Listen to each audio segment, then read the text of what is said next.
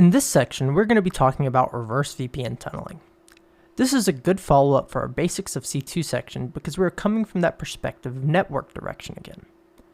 Reverse VPN tunneling is just a fancy way of saying that we are going to use a normal VPN and connect two devices to it and let them talk to each other so that way we can remotely access them and see other networks. Now, in our case, we're actually only going to use one device and the C2 server, but that's going to be more than enough to drive the point home. But you could connect multiple devices and peer across and do all kinds of cool stuff, as you'll see. It'll be pretty apparent once you see how we access it. So in this example, we have three networks A, B, and C. A is surrounded by the blue square, B is surrounded by the red square, and C is surrounded by the green square. So we want to access network A, but network A doesn't have access to the internet. And we live in network B, and we can access the internet.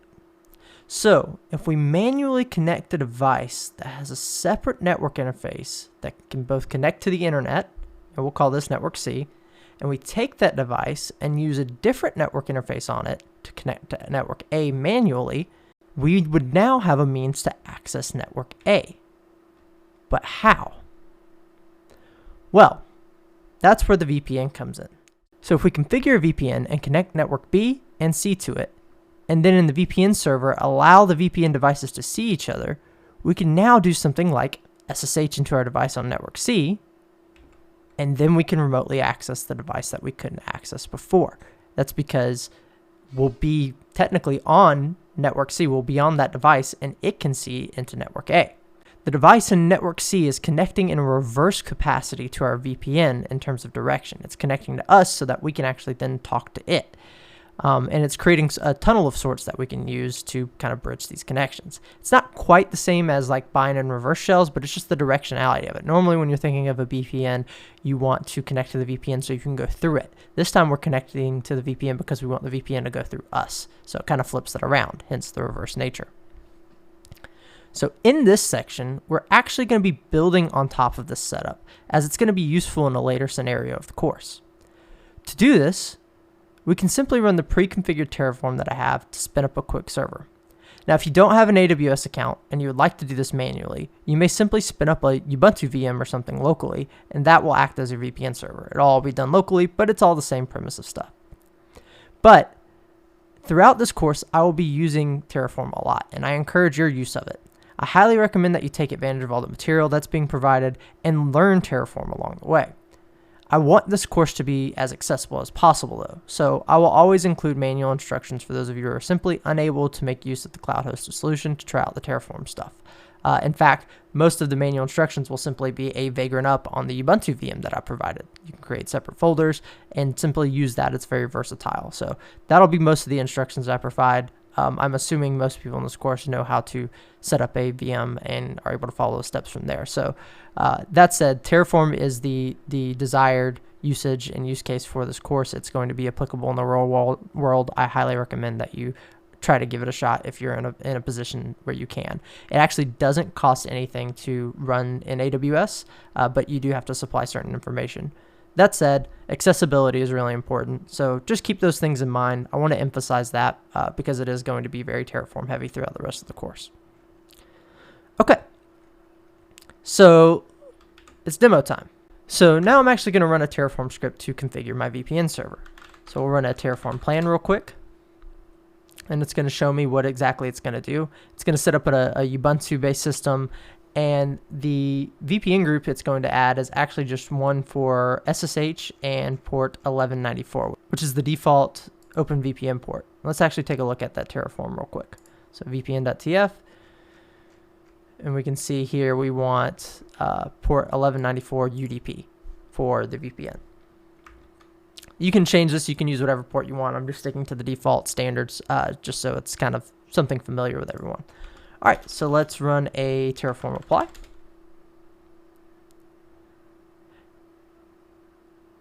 And it's important to note, while this is setting up the VPN server for us, it's not actually setting up the VPN. I'm going to do that manually. So normally, I would want to automate all that stuff. But there are so many ways to set up and configure a VPN that I'm actually going to challenge you to figure out ways to automate it on your own. That comes to exploring Terraform and building out scripts and stuff like that. So while the Terraform is spinning up, we're actually going to go ahead and spin up our VM as well. So I have just a basic Vagrant Ubuntu VM that has a Vagrant file here, and all it is purely Ubuntu 18.04, pulling this in and spinning up a VM that we will use from there. So we'll say Vagrant up, and then in just a second our VM should be spun up and good to go, and we'll be able to use it to connect to our VPN once we're ready. So we'll pull that in and go check on our VPN server. Looks like this is good to go. So we'll SSH into this.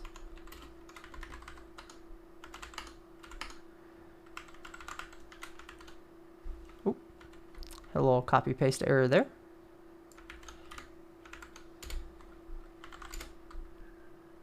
Awesome. So now our VPN server is set up and ready to go, and it looks like our Ubuntu VM is also ready to be SSH'd into.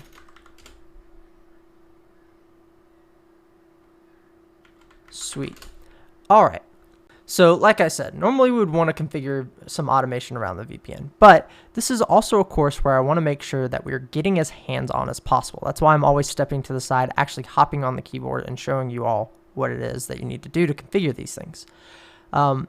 Many of the sections in this course will have Terraform scripts for you to run, but I will always be sure to break them down so you understand them fully, at least in the context of what needs to be conducted here. So we're going to start off with this Terraform script that we have, and it's pretty much the same throughout the rest of the course. We've already kind of stepped through the port configurations, but I kind of breezed through that just for the sake of letting you know what's going on. So let's start with the vpn.tf. So at the very top here, we're configuring our AWS provider. Before you are able to run any Terraform, you have to configure the provider. You do this by running the terraform init command, and it will actually look at this line here and notice, oh, you're AWS, you're an Amazon provider. We'll set that up for you. Then you need to configure what system you want to use. In this case, we're using a Ubuntu AMI. We'll specify an owner ID and the location of the image. You can actually kind of like fuzzy find some values if you want. That's kind of how the Kali setup is done because the AMI is a little bit different. But basically the AMI is the base image of the system that you're going to be installing. From there, I have a variable. This is an access address. So when it comes to SSH, you don't always want SSH exposed. We'll talk about that a little bit more in the next lecture, but here you're able to restrict the SSH access down to single IPs or IP ranges even, so that way not just everybody can SSH into your system. Just for the purpose of this lecture, I don't really care because I'm spinning up and spinning down these boxes, but in a real world scenario, you probably do want to restrict this to some extent. Then you have the actual security groups. So here we've already talked about we are allowing ingress on port 1194 UDP to everything. So we could also lock this down since it's a VPN in a similar way to SSH. And then here you can see that access address. This is where we're actually using the variable. And we're allowing ingress for port 22 on that access address, which happens to be anywhere for now, but that's what it is. And then we allow egress out to anything because we don't really care. In our scenario, we're cool with our VPN server reaching out wherever we want, or our C2 servers reaching out wherever we want. Finally, we define all of those things together. So we are defining the actual AWS instance resource as our primary VPN. We're telling it, use that Ubuntu AMI that we defined. Give us a T2 micro instance. So we're using this one of the smaller instances because we don't really need a whole lot. It's just a VPN server. Use this security group. So this is the network security group. And here's the SSH key that we want to supply. For all examples, I've got them named as primary C2 key. That's just what I'm using throughout the course so I can continue to reuse the key. But ideally, you may want to set up different keys for different systems so that way you're separating your access. Otherwise, if one key gets compromised, well, now they can hop onto all the servers. This is just a tag for a naming convention, and this is the output. So you saw when our Terraform script was finished running, it generated the public IP. That is so we know where to SSH into it. You can specify different output values and variables if you want to get more meta information about your systems after the Terraform setup is done, but usually I just need the IP so I know where to SSH into. So that's a quick rundown of the Terraform. We've already run it and got it set up, so let's actually set up the VPN server now. We're going to use OpenVPN, as I've alluded to with the port configuration. And one of the quickest and easiest ways to configure OpenVPN server on any system for me has actually been thanks to PyVPN. Now, PyVPN is a script designed for easily configuring OpenVPN server on Raspberry Pis, but it actually supports configuring normal Debian and Ubuntu-based Linux servers as well, which makes it an excellent tool for quickly configuring a VPN server in the cloud. My favorite part of it is its simple command line tool that helps making generating and revoking certificates and general management of your server simple. So let's get all that set up. We'll generate a certificate and pull that down so we can actually start using the VPN. So it's got this nice little bash curl line that we actually, I believe, need to run as root in our case. We'll run a sudo apt update because it's going to try to install some packages first, so that's an important note. I believe they're related to IP tables. It'll fail if you don't run that first. So now we can curl this in, and we're just going to pipe it into bash. So normally, I don't recommend doing this. You should always read the script coming from the location that it's coming from before you just pipe anything to bash, especially as sudo. This is a terrible security practice.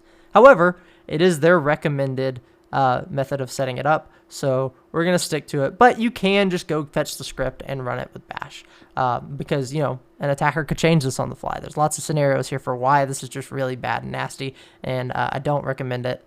I would recommend you go download the script instead. But for simplicity's sake, I know this is trustworthy for our case, and I'm going to use it, so I'm trusting it. All right, so now we're running into the setup, and you're about to see just how easy this is. So PyVPN actually lets us configure either OpenVPN or WireGuard.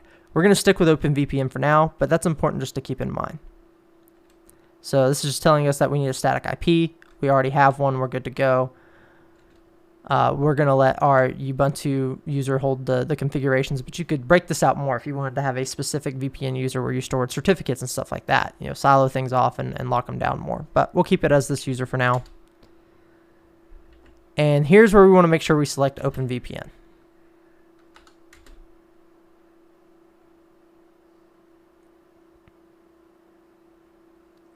All right, we want a standard UDP VPN, you know, like it kind of says, please only choose TCP if you know why you need to use TCP for a VPN.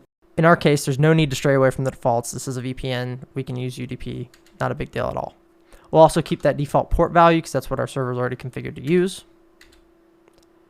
For DNS, you can kind of use whatever you want. I'm going to stick to the default Quad 9 DNS, but you can switch it up to Google, OpenDNS, or even specify your own custom DNS if you want. Now this is asking if we would like to add a custom search domain. In this case, no, we don't really want to do that. However, what we do want to do, in our case, is specify a DNS entry so that way our keys are configured with the DNS entry. We're doing this for a lot of reasons later on in the course. You do not have to do this. I am doing it just to demonstrate the concept of and benefits of using DNS that we'll see a little bit later. You can stick with the public IP. It'll work just fine. But I've got a domain for index.sh set up, and I'm actually going to configure it now to point at the IP that's on the screen. So we're at 18.217.171.106. So now our DNS entry is there, and we'll say that we actually want to use a DNS entry. And so it is going to be udemy-vpn.injection.sh. So this is asking us if we would like to run 2.4. There's no reason not to. We're going to run on the latest and standards for everything, so we can just skip through this. It's perfectly fine. Now here's just about how paranoid you are. You can use whatever level of encryption for your keys that you want. Just for the proof of concept, I'm going to stick with the 256-bit key. I'm even going to let them generate the key externally if they prompt us for it. Sometimes it'll prompt you for saying, hey, do you want to pull it off the site? Because you normally, remember, this is being installed on Raspberry Pis, so to do all the Diffie-Hellman stuff is going to take a lot longer on those smaller devices. But this is also a T2 micro instance, so your mileage may vary. Looks like it didn't even ask us for that, and I'm just kind of rambling now. But yeah, so that's just worth note. It's all about your security and risk tolerance when it comes to those key exchange information things. Now it's asking if we want to install unattended upgrades and security patches, so the server kind of automatically patches itself for at least critical things. We can do that for now, even though we know we're going to blow this away. And that's all there is to it. They recommend reboot, so we'll reboot and handle that. And once that comes back up, we will be able to start setting up our actual VPN. So here on this system, I don't have my key yet. There are a couple tools, as you can see, that's for later on in the course. So if you want to set your VM up now with that, I recommend you install the Python and Packet libraries. That'll be useful later if you're following along to the T of the lessons. All right, looks like our server's back up, and we can now use the pyvpn command. So we'll run sudo pyvpn, and it'll give us a help output. So we don't really care about a password for our client in this case. This is a Dropbox kind of scenario is what we're prepping for. So we're going to just add with the no-pass argument and set up our key. So the name for the client, we're going to call him Dropbox because that's going to be its future use. We can leave the defaults because we don't really care in this case, but keep that in mind. How long do you want the certificate to last? You could set it to expire in 7 days. So just in case it's ever compromised and it no longer works after a certain amount of time. All right, cool. So it looks like our key was created. So now we will come over to our back to our host system. We'll actually download this key. So I'm going to do a SCP OVPN, and we want the Dropbox.ovpn file. Oh no. No problem at all. Sweet, that actually worked in our favor. So we'll download that real quick. Sweet. And then what I'm actually going to do is kind of cheese this a little bit because I don't feel like doing some fancy copying. So we're going to see where our IP is real quick.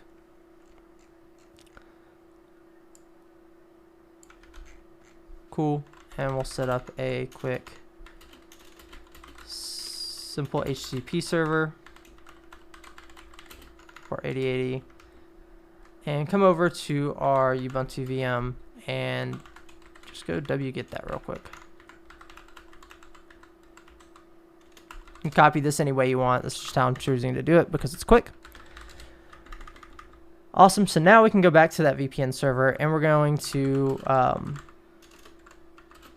see if there's any clients. So currently there's no clients connected, right?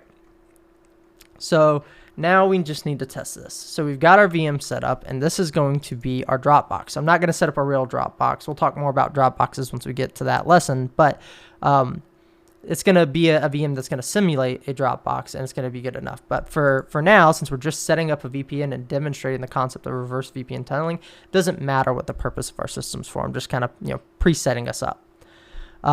But we do need to make sure this is going to work. So we'll do OpenVPN. If this is not installed on your system already, you can just simply sudo apt install OpenVPN. And we'll pass it the config, which is the Dropbox VPN config, or VPN. And this is actually going to need to run as root as well to handle some of the tunneling operations. And we're going to hit enter. And hopefully everything works if we set it up correctly. Doesn't look like we're running into any issues. Looks like it's successful. So if we go over to our PyVPN, oh, not just yet, hadn't connected yet. Still looks like we're initializing and adding some routes. All right, there we go. Looks like we're connected now. So our Dropbox VPN has this virtual IP now of this. So normally I can't hit this box. This would be the IP address that my network's coming out of from my lab. I can't log into that from here. There's no SSH open, there's nothing accessible, but I can see this IP on this host. And we'll ping it real quick just to show that. So even though this device is connecting to me, I can now also talk to it, even though it's on a completely different network. So let's try to SSH into it. So the default user for Vagrant is just the Vagrant user. So I'll SSH into Vagrant at that TIN address. And just like that, we're now connected to that system that's right over here running locally in a VM and can do whatever we want. So now we're all good to go. You'll notice there's an assignment after this section. Unlike quizzes for this course, assignments are a little more vague. There's no real grading criteria, and it's more of a yes or no answer system. It's, did you complete the objective or not? Usually, if you're following along with the lecture, like in this section, and you complete the practical segment, that's all the assignment really is, and you're likely done. So if you followed along through all the steps we did, that's likely all the assignment is. Now, if you're unable to complete an assignment due to any technical difficulties, don't feel bad. It's no big deal at all. This is a technically challenging course on purpose. These may be introductory concepts for advanced red teamers, but the key word there is advanced. Overall, these are not beginner concepts. That said, I highly encourage you to keep trying. The only person that you'll be cheating out is yourself. And the hands-on activities here go a lot further than the head knowledge. Though, if you really soak up the lectures, I'm sure you'll still come out way ahead, even if you're not able to get as hands-on with it as you might like. I just wanted to make note of that as we go. Be sure to do the quizzes and assignments to the best of your ability. They're designed for you to better yourself and are certainly straightforward as they can be. Remember, I'm rooting for you. You got this. See you in the next lecture.